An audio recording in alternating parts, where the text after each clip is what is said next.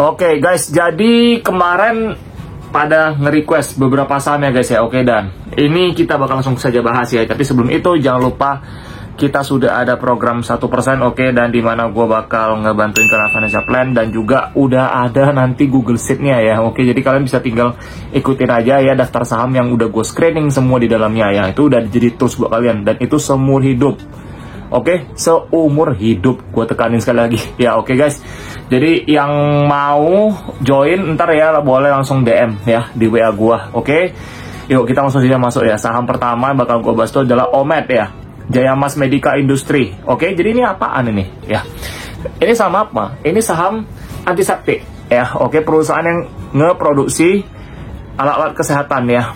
Oke, jadi memang mereka itu kalau kita ngomong ya dalam soal kesehatan itu healthcare equipment itu tuh banyak banget ya, dan memang secara profit itu besar ya, karena gue kan di bisnis insurance, jadi gue ngerti ya dunia kesehatan medis itu gimana ya, dan apa saja ya alatnya dan segalanya ya, dan itu memang benar-benar demand-nya banyak banget, tinggi banget. Oke, dan jadi kalau misalnya kalian nanya gue ya, kemarin ada yang coba minta tolong requestin ini. Kalau misalnya kalian nanya gue, bang ini apakah bagus untuk diinvestasikan? Ini boleh dibilang bagus ya. Kenapa? Labanya besar. Oke, market cap-nya 4 triliun. Labanya 143 M ya. Berarti ini boleh dibilang udah wow. Ini bagus sih sebenarnya sih, not bad sih ya. Jadi boleh dibilang ini ya memang di bawah 10% sih, cuman memang labanya besar ya dengan market cap-nya, dan secara valuasi dia mahal. Oke, cuman kalau kita ngomong dalam industri kesehatan ya, terutama industri medis, itu memang secara nggak langsung tuh kategori growth. Oke, beda dengan industri medis di luar negeri. Karena kenapa? Kembali lagi, di Indonesia memang penetrasi asuransi itu masih rendah banget guys. Oke, cuma 2% ya. Dan itu bikin chance untuk perusahaan-perusahaan kesehatan seperti rumah sakit dan alat-alat produsen kesehatan lainnya seperti OMED ya, itu bisa mencetak laba gede ya dan growth di masa mendatang. Kalau kalian ini lempar ke luar negeri sampai ginian udah nggak bisa. Karena kenapa? Di luar negeri itu ya penetrasi asuransinya itu udah gede banget. Oke, udah 100% ke atas, bahkan 600% kayak di Jepang gitu. Satu orang punya polis ya. Jadi untuk growth-nya udah mulai agak stagnan ya. Oke, jadi kita masih beruntung ya di sini ya kalau untuk saham-saham medis. Cuman kalau misalnya kalian udah soal ekonomi, kita masih kurang beruntung. Oke. Jadi kalau misalnya kalian nanya gue, bang, jadi prospeknya gimana? Prospeknya ya bagus.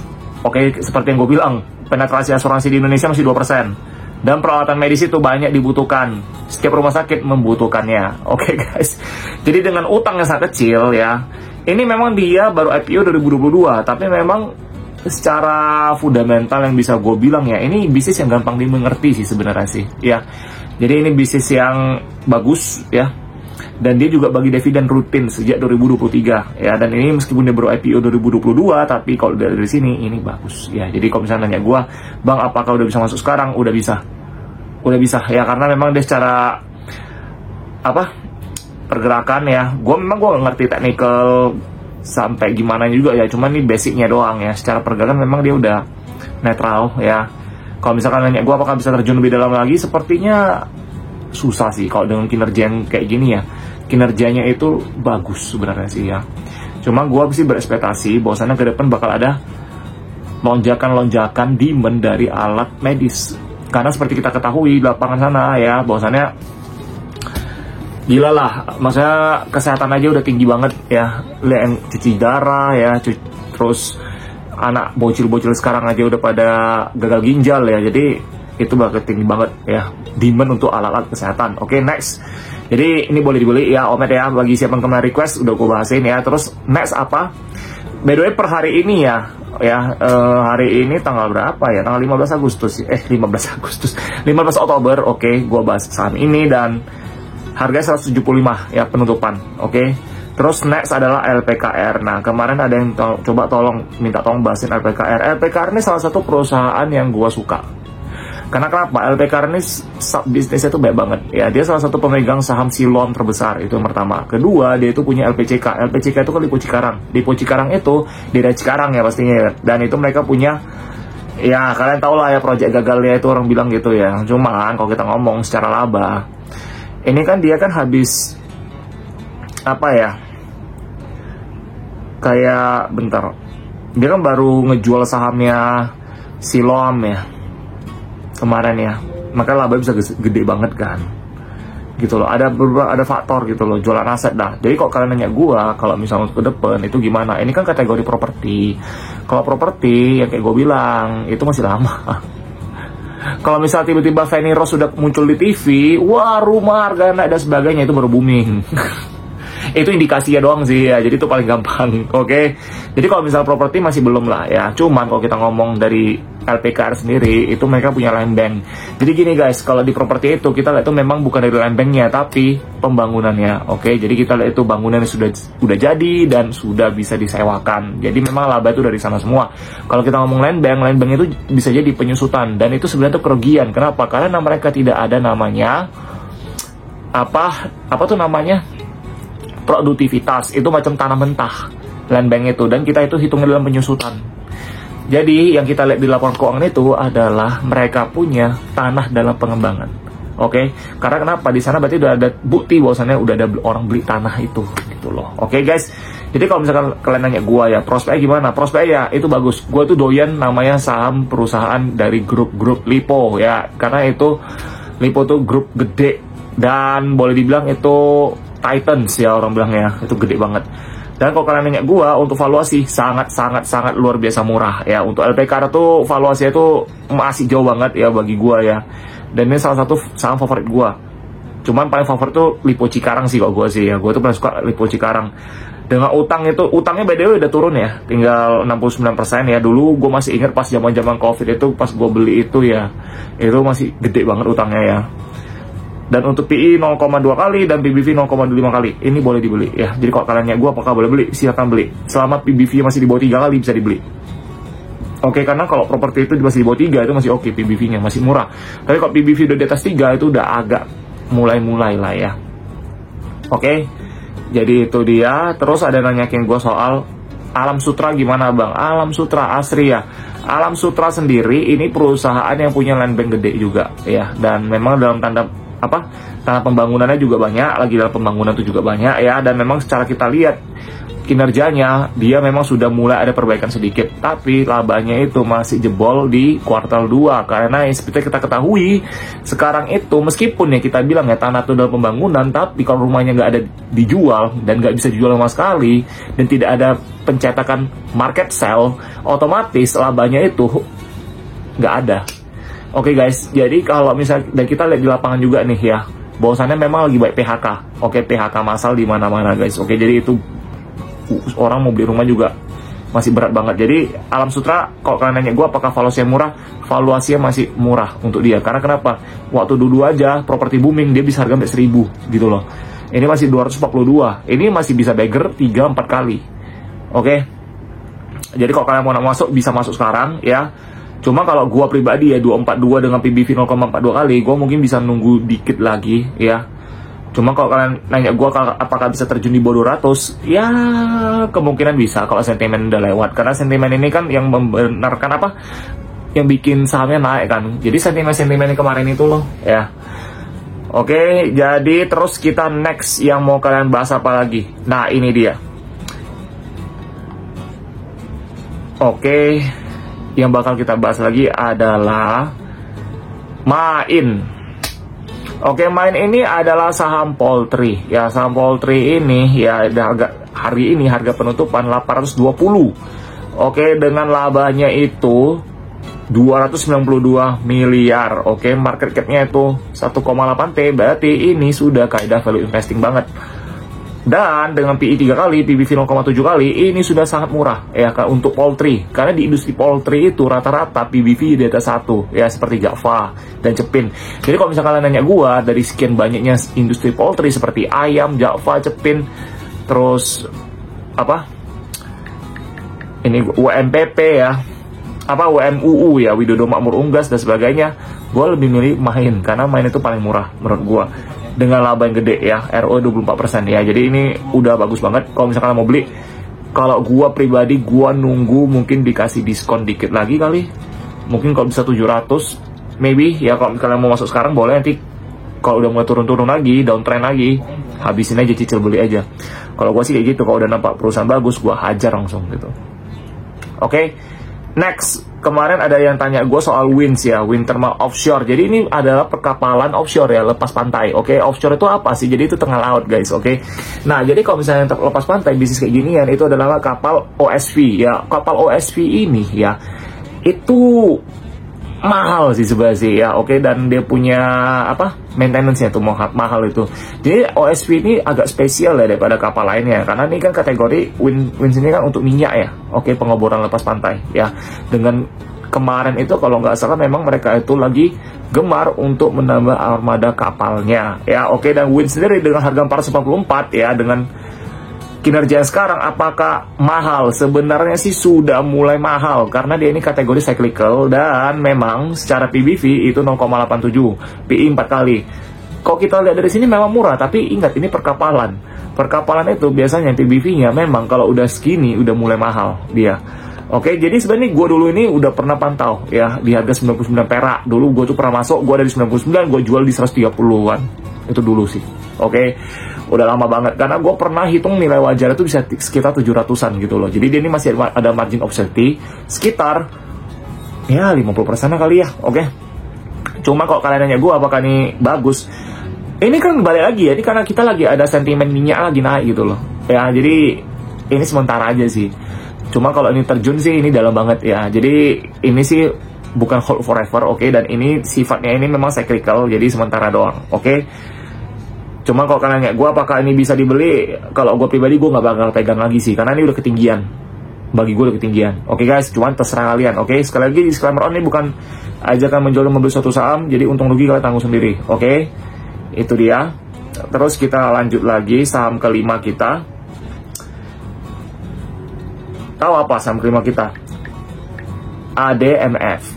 Adira Dinamika Multi Finance Tbk. Kemarin kita di live kita udah pernah bahas ini dan orang-orang pada nanya tahun depan ini kan kita bakal apa, wajib asuransi kendaraan ya, satu Indonesia. Oke, jadi bagaimana potensinya? Kalau gue bilang ADMF ini sudah bagus, tambah bagus. Kemungkinan besar tahun depan itu adalah boomingnya saham-saham dari grup Danamon, bisa jadi Bank Danamon ya atau ADMF, karena kita secara valuasi kalau kita ngomong ya, untuk ADMF ya, PBV 1 kali, PI 7 kali, dan dividennya itu bisa sampai 10%. Itu kurang ajar bagus banget, gila banget ya, dan dia tiap tahun itu bagi dividen gede banget. Dan gue bilang ini salah satu saham keuangan asuransi kendaraan yang top tier sih gue bilang sih. Dan ini kalau kalian nanya gue apakah murah untuk kinerja seperti ini murah ya, ini kategori murah banget. Jadi guys, jadi gini ya, kalau gue tuh bisa bilang murah atau enggak, itu bisa dari kinerja juga. Karena ini kan boleh dibilang kan dia, udah deh ya, market cap 11 triliun, net profit 765 miliar, berarti itu udah berapa puluh persen itu daripada market cap dia kan. Oke, dengan PBV cuma 1 kali dan PI 7 kali, itu murah untuk sekelas dia. Oke, jadi kalau kalian bandingin sama perusahaan asuransi yang lain ya, kendaraan ya, ASJT contohnya ini. Oke, ASJT ini asuransi jasa tania untuk kendaraan juga kan. Dia PBV 0,5. Nah, secara kalau untuk kayak dia, untuk market cap yang 158 miliar, itu apakah murah? Murah, guys. Jadi ASJT ini juga murah. Oke, jadi kalau misalkan kalian nanya gue apakah dari dua ini boleh dibeli salah satu, boleh. Kalau misalkan kalian mau mainnya lebih konservatif, kalian bisa beli ADMF. Tapi kalau kalian memang mau fokusnya ke value investing, kalian bisa beli ASJT. Oke, jadi tergantung preferensi teman-teman ya. Oke, jadi kok prospeknya itu nggak ada masalah. Oke, ADMF bisa dibeli dan bisa dicicil mulai dari sekarang. Oke, bisa dicicil beli ya. Oke, nggak ada masalah. Next, yang kita suka dan kita demen ini, ada satu saham NPMX. NPMX ini gimana sih ya? Sebenarnya NPMX itu adalah perusahaan otomotif, lebih tepatnya ke kendaraan bermotor, dan dia juga ada ngejual namanya pelumas ya. Oke, jadi oli motor ya gitu semua, dan dia memang mau dibilang dia ini gede ya, gede di daerah Indonesia bagian timur ya, itu pangsa pasarnya kan. Cuman ya itu gede di sana, cuman kalau kita bilang satu Indonesia ya enggak deh. Jadi dia tuh gede untuk bagian dia lingkupnya doang gitu loh. Dan seperti kita ketahui, MPMS ini kan yang punya kan Saratoga ya, grup Saratoga ya. perusahaannya Pak Sandiaga Uno dengan Pak Edwin ya. Seperti kita ketahui juga ya, mereka itu orang pebisnis ya, yang udah pasti udah lama ya, udah legendaris ya. Dan kita coba lihat dari performanya ini ya, gue bilang sama kalian, untuk laba 327 miliar, untuk market cap itu 4 triliun, bagus, oke? Dan PBV cuma 0,7 kali, dengan PI 7 kali, dividen bisa 11%, dan bahkan bisa di atas kadang. Jadi ini memang dia punya kinerja itu biasa-biasa saja, so-so, cuma bagus. Dengan utang cuma 52%, jadi itu kecil banget ya. Nah cuman, karena dia doyan bagi dividen, ekuitasnya nggak kemana-mana, jadi di situ-situ aja. Oke, jadi sahamnya makanya udah lihat dari 2022 sahamnya sampai sekarang nggak kemana-mana. Karena memang kinerjanya itu flat, dia udah nggak bisa ekspansi lagi karena dia pakai laba bersih, dipakai semua untuk jadikan dividen. Dimana itu gua agak kurang suka sebenarnya, makanya gua juga nggak gitu watchlist ini saham. Cuma bagi teman-teman yang memang doyan dividen dan memang mau yang murah sahamnya, NTMS bisa jadi tambahan buat kalian deh kalau kalian memang mau, karena memang secara GCG juga bagus, oke, dan secara bisnis juga gampang dimengerti, oke. Next, satu lagi, kita mungkin dua lagi sahamnya, oke, soal seru kan. Next kita ada namanya Bird, oke. Nah jadi Bluebird ya, Bluebird TBK. Nah Bluebird ini gimana, prospek ke depannya gimana? Oke, Bluebird ini prospek ke depannya biasa aja sih sebenarnya gue bilang sih, karena ini logistik kan, logistik untuk penumpang aja sih, untuk kayak misal orang ke rumah sakit atau orang ke mall dan sebagainya, ke airport gitu kan. Cuman gue bilang sama kalian, Bird ini, kode saham Bird ini ya, apakah kok karena gue bakal bisa terbang lebih tinggi lagi?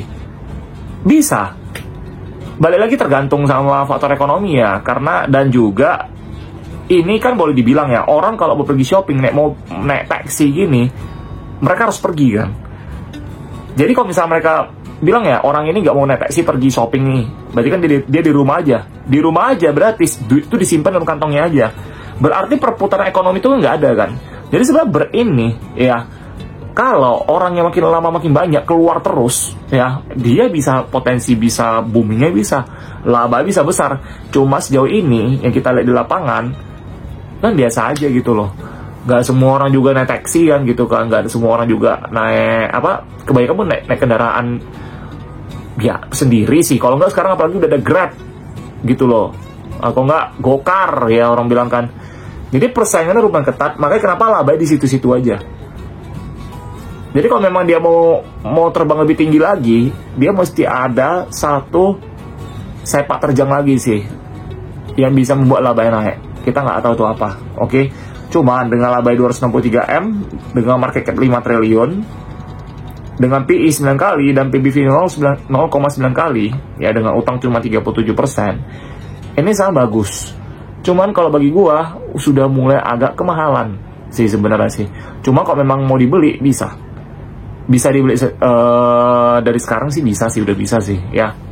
Soalnya kalau kita bilang sih kemarin di 1.500 ya, itu udah jackpot sih sebenarnya sih kalau bisa dibeli sih ya. Kalau sekarang dia udah agak ketinggian, mungkin kita bisa nunggu lebih murah lagi dikit ya, dikasih diskon ya. Cuma kalau teman-teman memang pengen beli ya, bisa dibeli dari sekarang, cicil dulu, entar habis itu baru di average down kalau dia terjun. Kalau dia bisa terjun ke 700 lagi sih, gue pun mau banget sih sebenarnya sih, karena Bluebird ini perusahaan bagus. Oke.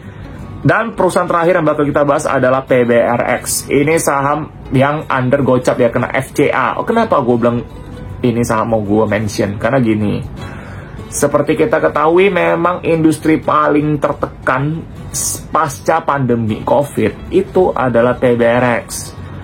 Oke, bukan PBRX doang sih, semua perusahaan tekstil. Teman gue aja kena PHK 2 kali udah. Oke, jadi memang industri garment ini sedang tidak baik-baik saja ya. Dan misalkan nanya gue nih, apakah ini ada kesempatan di mana ada ya dooms ya, oke, apa bahasanya ya, di mana ada kekacauan, di sana pasti ada peluang, bener gak? Bener ya. Jadi kalau misalkan nanya gue, apakah PBRX ada peluang? Ada, karena dia salah satu perusahaan garment terbesar di Indonesia. Bayangin aja, dia punya partnernya banyak, ada Uniqlo, ada H&M, ada Adidas, dan you name it, everything. Oke, cuma permasalahan dia ini memang kalau cash flow itu bermasalah. Gue dulu pernah beli sahamnya ketika dia di harga 75 dulu banget. Udah tuh gue jual sih, karena gue lihat dia nggak ada perbaikan. Dan dia kan sempat rekonstruksi utang dulu, minta permohonan, ya kan. Kalau nggak salah dia itu dulu berapa kreditor tuh, ada 5, tapi satu yang gugatin dia itu. Oke. Dan sudah rekonstruksi utang, cuman ini bermasalah lagi, kena PKPU, ya kan. Dan ini memang kalau mau bilang resiko tinggi sih, saham-saham tipe kayak gini ya, resiko cuma di suspend sih sebenarnya sih. Contoh kayak apa? Kayak Sril. Masih ingat Sril ya? Sril itu orang bilang apa? Salah satu perusahaan terbesar gitu loh.